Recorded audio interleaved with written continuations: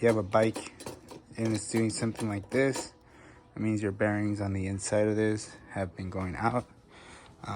Shouldn't vertically go up and down like that. So this thing is completely loose.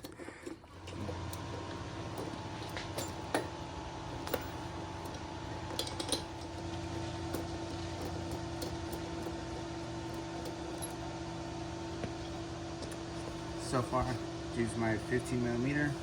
Take this pedal out from this portion here. An adjustable wrench is going to be the only tool you're going to probably need. You take your lock nut out.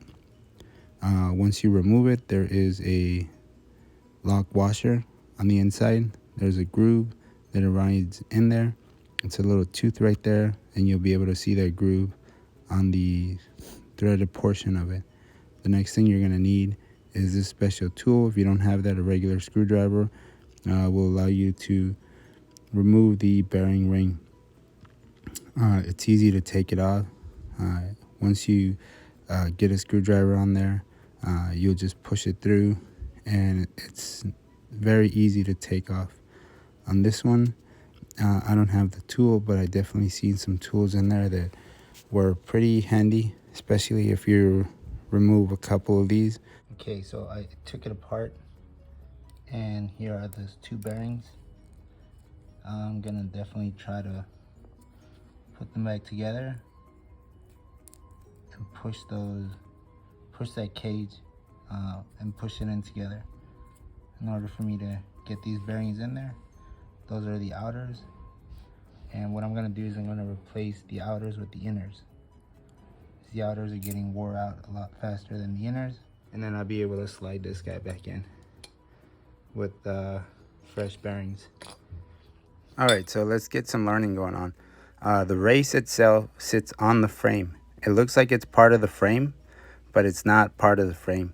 If your race is damaged or anything like that, all you're gonna need is a chisel and a hammer, and you pop both of the races out. I wouldn't pop the races out unless I had new races to replace the old races. And all the races do is just they sit on the frame, you press them on there, and the ball bearing's right on it. Here's a inner race. I'm gonna lube this up really well, clean it up.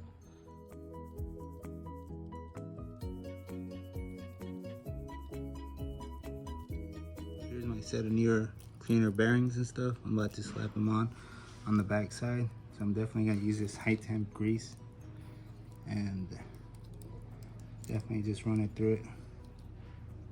Now, if the only thing that's wrong with it is your ball bearings, you can buy ball bearings individually. You just need to know what size of ball bearing you're gonna put in there. In my case, it happens to be a 5/16. You measure the ball bearings from side to side, and it gives you the number of the ball bearings. It could be a 1/4 inch, 5/16, or it can be any other combination.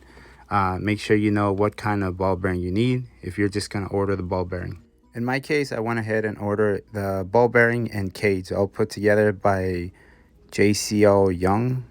I'm pretty sure I butchered that, but the ball bearings came in a pack of 4, and they came overnight, so I got 4 new ball bearings. The cool thing is that I have another size bike that fits the same ball bearings, and I'm pretty sure it has a similar problem because the bearings are rocking back and forth. It's kind of what you want them to look like. Then you want to slide this guy in like that on the opposite way.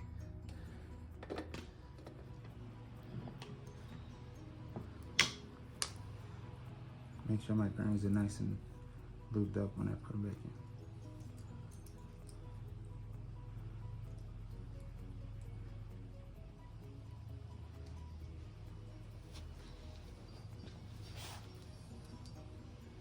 Slide them to the top. Press them in.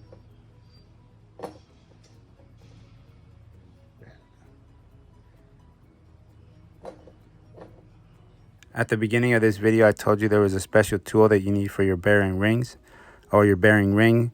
I myself don't have it, so I use a screwdriver. There's 2 notches directly 180 degrees across from each other that you can stick a screwdriver.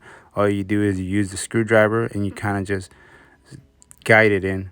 If you want to get it really tight, you use a hammer, but just be careful because you want it tight, but you don't want it so tight that it crushes the bearings against each other, and it doesn't allow the bearings to move freely with the grease. And there's a little tooth right there, so I'm gonna go ahead and line that up right there.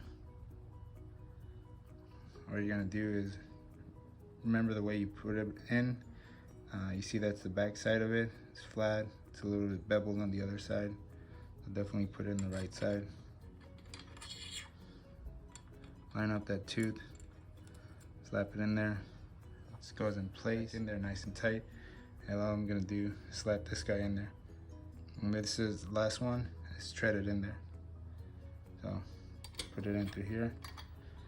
And I'll go ahead and tighten that up and finish this up real quick. So I got this nice and tight, and you saw earlier, it was just as soon as I flex this back and forth, this thing would wobble in there up and down. But since the bearings are on there, it's completely just a smooth turn, and there's no play.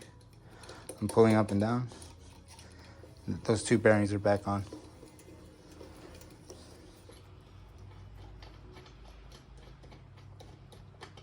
Our new bearings,